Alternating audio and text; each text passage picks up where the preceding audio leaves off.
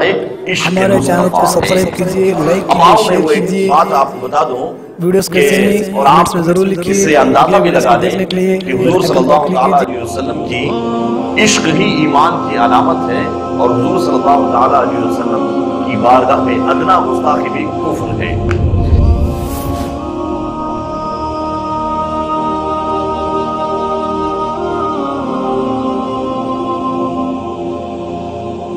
حضرت عمیر بن سعد رضی اللہ تعالیٰ عنہ صحابی رسول تھے، چھوٹے سے تھے، اور عمیر بن سعد رضی اللہ تعالیٰ عنہ کا چچا کیا تھا، جس کا نام تھا جلاس بن سوید۔ حضرت عمیر بن سعد کو جلاس بن سوید اپنے ہاتھوں سے انگلی پکڑ کر حضور صلی اللہ علیہ وسلم کی بارگاہ میں مسجد نبوی میں لے کر آتا، اور حضور صلی اللہ علیہ وسلم کی بارگاہ سے فیضیاب ہوتے تھے۔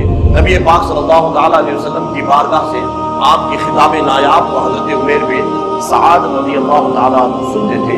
ایک دفعہ ایسا ہوا کہ حضرت عمیر بن سعد رضی اللہ تعالیٰ عنہ تنہ تنہا مسجد نبوی میں پہنچ گئے، اور جلاس بن سوید حضرت عمیر بن سعد کا چچا نہیں تھا، تو حضرت عمیر بن سعد تنہا حضور صلی اللہ علیہ وسلم کی بارگاہ میں جنت مسجد نبوی میں پہنچے۔ جب مسجد نبوی میں پہنچے تو حضور صلی اللہ تعالیٰ علیہ وسلم قیامت کا ذکر فرما رہے تھے، اور حضرت عمیر بن سعد نے نبی پاک صلی اللہ علیہ وسلم کی بارگاہ سے پورا قیامت کا ذکر سماعت کیا، اور فوراً جلاس بن سوید اپنے چچا کے پاس پہنچے۔ جلاس بن سوید کے پاس جب حضرت عمیر بن سعد پہنچے تو حضرت عمیر بن سعد نے کہا، اے میرے چچا، آج میں حضور صلی اللہ علیہ وسلم کی بارگاہ سے آ رہا ہوں، اور حضور صلی اللہ علیہ وسلم کی خطاب نایاب کو سن کر آ رہا ہوں۔ آج میں نے حضور صلی اللہ علیہ وسلم سے قیامت کا ذکر سنا ہے، اور حضور صلی اللہ علیہ وسلم نے قیامت کے ذکر کو ایسے بیان کیا کہ مجھے ایسا لگ رہا تھا کہ قیامت میرے آنکھوں کے سامنے ہے، اور حضور صلی اللہ علیہ وسلم بیان فرما رہے ہیں۔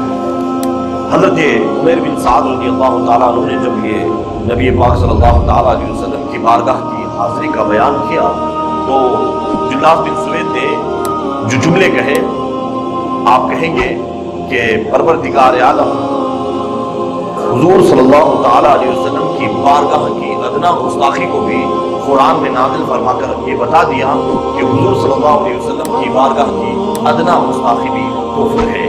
جلاس بن سوید نے کہا کہ اے میرے بھتیجے عمیر بن سعد رضی اللہ تعالیٰ عنہ، اگر محمد رسول اللہ صلی اللہ علیہ وسلم سچے ہوتے ہم گدھوں سے بھی گئے گزرے ہوتے، معاذ اللہ ثم معاذ اللہ۔ یہ جملے تھے جلاس بن سوید کے کہ محمد عربی صلی اللہ علیہ وسلم اگر سچے ہوتے تو ہم گدھوں سے بھی گئے گزرے ہوتے۔ تو حضرت عمیر بن سعد رضی اللہ تعالیٰ عنہ کے قدموں کے نیچے سے زمین نکل گئی کہ چچا یہ تو کیا کہہ رہا ہے، تو نے تو مجھے حضور کی بارگاہ میں لے جانا سکھایا ہے، حضور صلی اللہ علیہ وسلم کی بارگاہ میں مجھے پہنچایا ہے، اور تو خود بھی حضور صلی اللہ علیہ وسلم کی بارگاہ میں آتا تھا، اور رسول کائنات صلی اللہ علیہ وسلم کی محبت کا جام تو نے مجھے ہی پلایا ہے، اور یہ تو جملے کہہ رہا ہے کہ حضور صلی اللہ علیہ وسلم سچے ہوتے تو ہم گھروں سے بھی گئے گزرے ہوتے۔ یہ جملے جب معاذ اللہ حضرت عمیر بن سعد نے سنا تو کہا کہ اے میرے چچا، مجھے دنیا میں سب سے عزیز تو تھا کہ تو مجھے میری انگلی پکڑ کر نبی پاک صلی اللہ علیہ وسلم کی بارگاہ میں لے جاتا تھا۔ اب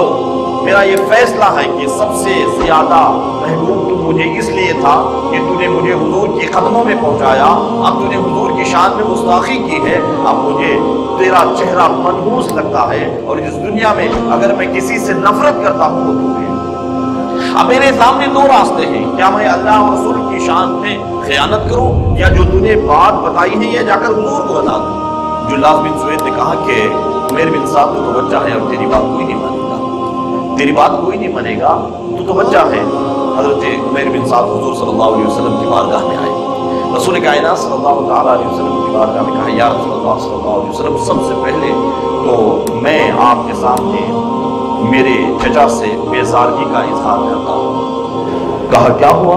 کہا یا رسول اللہ صلی اللہ علیہ وسلم، اس نے آپ کی شان میں گستاخی کی ہے، اللہ اور اس کے رسول صلی اللہ علیہ وسلم کی شان میں اس نے خیانت کی ہے۔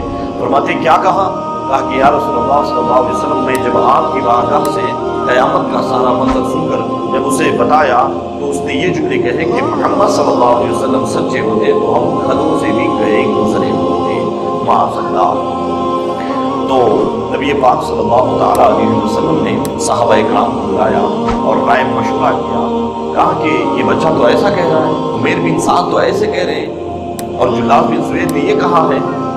تو حضرت صحابہ اکرام نے عرض کیا کہ یا رسول اللہ صلی اللہ علیہ وسلم, جلاس بن سوید تو شیخ کبیر ہے, وہ ہمارے ساتھ نماز پڑھتا ہے, وہ بڑا اچھا آدمی ہے, اور یہ تو چھوٹا بچہ ہے, اس کی بات ہم کہاں مانیں. اور اتنے میں جلاس بن سوید کو لے کر آئے. جلاس بن سوید نے منبر رسول پر کھڑے ہو کر قسم کھا کر کہا کہ میں نے ایسا نہیں کہا, عمیر بن سعد جھوٹ کہہ رہا ہے, عمیر بن سعد جھوٹ کہہ رہے ہیں, میں نے ایسا نہیں کہا. اس نے قسم بھی کھائی خدا کی, اللہ کی قسم کھائی. اللہ اکبر. جب اتنا کہا تو نبی پاک صلی اللہ علیہ وسلم نے عمیر بن سعد کی بات کو نظر انداز کر دیا.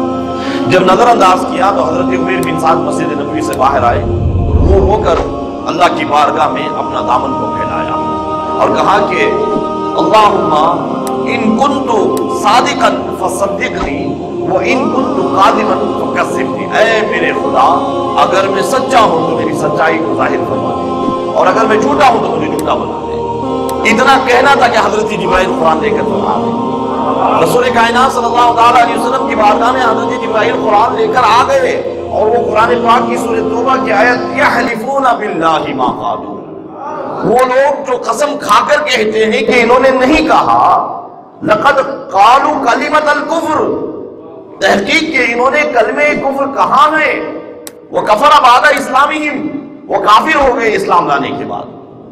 اللہ قرآن میں نبی پاک صلی اللہ تعالیٰ علیہ وسلم کی بارگاہ میں جلاس بن سوید کی منافقت اور اس کے کفر کو پروردگار عالم نے ظاہر فرما دیا. یحلفون باللہ ما قالوا, وہ لوگ جو قسم کھا کر کہتے ہیں, اللہ کی قسم کھا کر کہتے ہیں کہ انہوں نے نہیں کہا لقد قالوا کلمۃ الکفر. اس آیت میں آپ نقطے پر غور کیجیے. اس نے جو جملہ کہا تھا کہ معاذ اللہ محمد اگر سچے ہوتے تو ہم گھروں سے بھی گئے گزرے ہوتے, اس لفظ کو, اس جملے کو پروردگار عالم نے کلمہ کفر کہا ہے.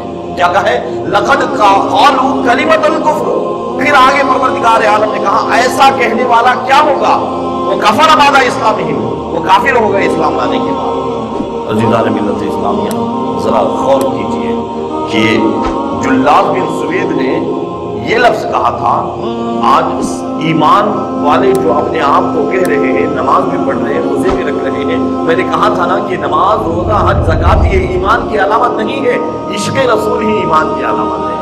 ہمیں اور ہماری آنے والی نسلوں کو حضرت عمیر بن سعد کا اللہ عشق عطا فرمائے. حضرت عمیر بن سعد نے حضور صلی اللہ علیہ وسلم سے کس قدر عشق کیا تھا, تو پتہ کیا چلا کہ نبی پاک صلی اللہ تعالیٰ علیہ وسلم کی بارگاہ میں جنہوں نے ایسی عظیم گستاخیاں کی کہ معاذ اللہ حضور صلی اللہ تعالیٰ علیہ وسلم کو پیٹھ پیچھے کا علم نہیں, معاذ اللہ نبی پاک صلی اللہ تعالیٰ علیہ وسلم مر کر مٹی میں مل گئے, معاذ اللہ نبی پاک صلی اللہ تعالیٰ علیہ وسلم کو علم غیب نہیں ہے, ان کی بارگاہ میں درود و سلام پڑھنا شرک ہے.